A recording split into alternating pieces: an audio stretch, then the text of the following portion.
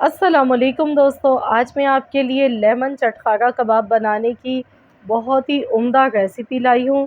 आपने कबाब तो बहुत तरह के खाए होंगे, लेकिन इस तरह के कबाब आपने आज से पहले शायद कभी ना खाए हों। ये इतने मज़ेदार और इतने ज़्यादा जूसी बनते हैं कि आप जब इन्हें खाएँगे तो हाथ रोकना हो जाएगा मुश्किल। मेहमानों के लिए बनाएँगे तो आपसे सभी इसकी तारीफ़ पूछेंगे कि आपने किस तरह ये कबाब बनाए हैं।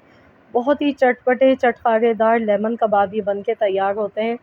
तो चलिए रेसिपी देख लेते हैं। तो इसके लिए 750 ग्राम हमने गोश्त ले लिया है और यहाँ पर मैं इसे बीफ से बना रही हूँ। आप चाहें तो इसे मटन से भी बना सकते हैं। पीस आप देख सकते हैं, इस तरह के बड़े-बड़े पीस हैं, पतले-पतले से। इस तरह से आपने ये गोश्त काट कर लेना है बड़े-बड़े पीसेज़ में और पतले-पतले पीसेज़ कटे हुए होने चाहिए। और सबसे पहले आपने गोश्त को अच्छी तरह से वॉश कर लेना है। तो अब हम इसमें कुछ मसाले डालेंगे। तो इसमें सबसे पहले हम हस्ब ज़रूरत नमक डाल लेते हैं। आधा टेबल स्पून मैंने नमक लिया है, ये इसमें काफ़ी रहेगा। पिसी हुई काली मिर्च का पाउडर जाएगा इसमें आधा चम्मच।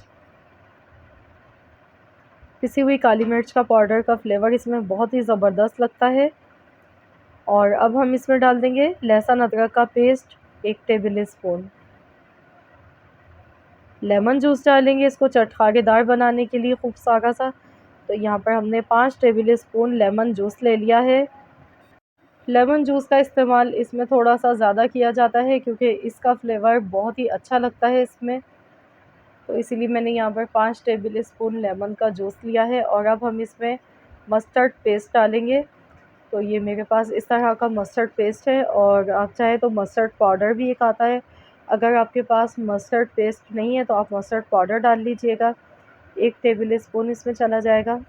अब हम इसमें चिली सॉस डालेंगे 2 टेबल स्पून। मैं अंदाज़े से डाल रही हूँ, तकरीबन 2 टेबल स्पून चिली सॉस डालेंगे। वाइट विनेगर इसमें जाएगा 2 टेबल स्पून।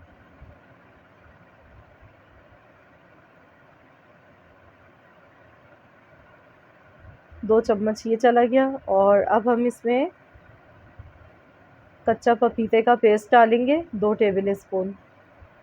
तो मैंने ग्रेट करके रख लिया था कच्चा पपीता और ये इसमें 2 चम्मच जाएगा। इससे ये होगा कि गोश्त अच्छी तरह से गल जाएगा और जूसी बनेगा यहाँ पर गोश्त बनने के बाद। ऐसा नहीं होगा कि गोश्त बहुत ही ज़्यादा हार्ड हो फिर वो खाया नहीं जाता है। अब इसमें पेपरिका पाउडर जाएगा 1 चम्मच। इसमें तेज़ी नहीं होती है, मिर्चें नहीं होती हैं क्योंकि जो आज की जो रेसिपी है वो ब्लैक पेपर से हम बना रहे हैं।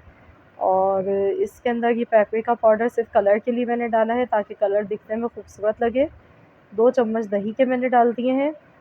अगर आपके पास पेपरिका पाउडर नहीं है तो आप इसकी जगह पर थोड़ा-सा ऑरेंज फूड कलर ऐड कर सकते हैं। चाट मसाला मैंने डाला है आधा चम्मच।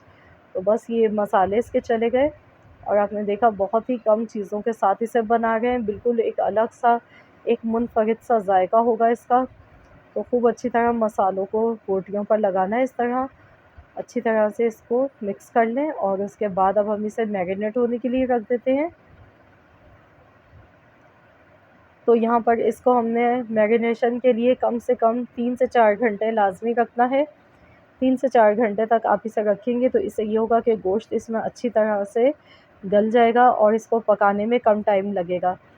तो बस इसको हमने 3 घंटे के लिए रखा है। 3 घंटे के बाद चलिए अब हम इसे देख लेते हैं। 3 घंटे यहाँ पे हो चुके हैं। तो अब चलिए हम इन कबाब को फ्राई कर लेते हैं।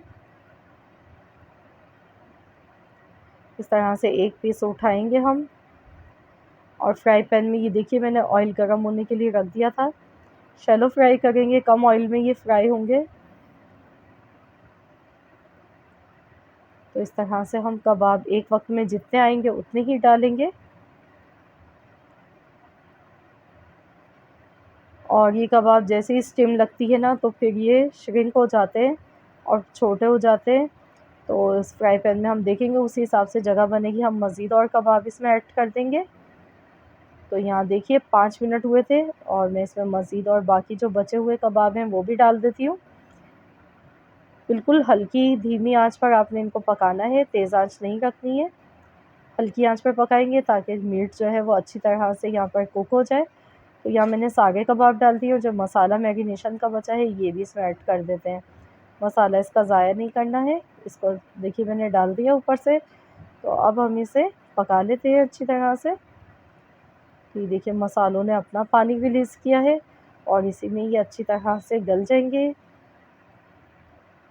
तो यहाँ पर इसको पकाते हुए 7 से 8 मिनट मुझे हो चुके हैं। तो ये देखिए मैं साइड चेंज कर रही हूँ। दूसरी साइड से भी इनको ऐसे ही पका लेते हैं।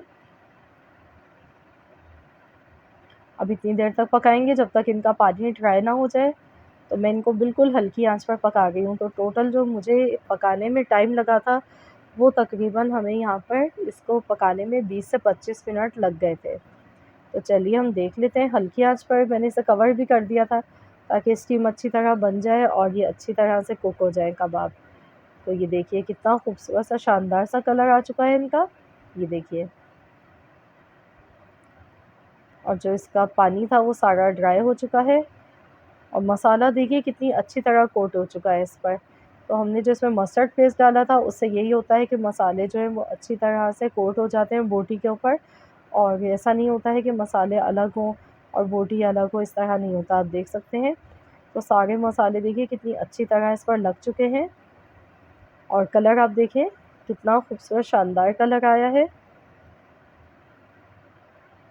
तो बस ये हमारे कबाब फ्राई हो चुके हैं। 1-2 मिनट तक मज़ीद और इसको फ्राई कर लेते हैं एक साइड से। तो बस ये तैयार है। तो चलिए डिश आउट कर लेते हैं इनको। तो ये देखिए मैंने डिश आउट कर लिया है और देखिए दिखने में कितने यम्मी मज़ेदार से ये कबाब लग रहे हैं। बहुत ही चटपटे लेमन चटखारा बीफ कबाब बनके तैयार हो चुके हैं, जो कि बिल्कुल ही एकदम नई और मुनफ़रिद सी रेसिपी है। जायका भी बिल्कुल आपको नया मिलेगा, बहुत ही लाजवाब सा। तो ज़रूर आप लोग भी इस ईद पर इस रेसिपी को ज़रूर ट्राई कीजिएगा। इंशाअल्लाह ताला आप सबको ये रेसिपी बेहद पसंद आएगी। तो चलिए मैं आपको तोड़कर भी दिखाती हूँ किस तरह के ये कबाब बने हैं। तो ये देखिए एक हाथ से ये देखिए हम तोड़ रहे हैं इसको, ये देखें। वाह! कितने ज़बरदस्त, देखिए अभी ये बहुत ज़्यादा गरम है। ये देखिए अंदर से कितने जूसी हैं, बाहर से क्रिस्पी। बहुत ही मज़ेदार से जूसी, मुँह में घुल जाने वाले कबाब बने हैं ये। आप जब भी बनाएँगे तो आपकी पूरी फैमिली शौक से खाएगी और सब इसकी तारीफ़ किए बगैर रह नहीं पाएँगे। इतने मज़ेदार ये कबाब बनते हैं। तो ज़रूर इस रेसिपी को ट्राई कीजिएगा।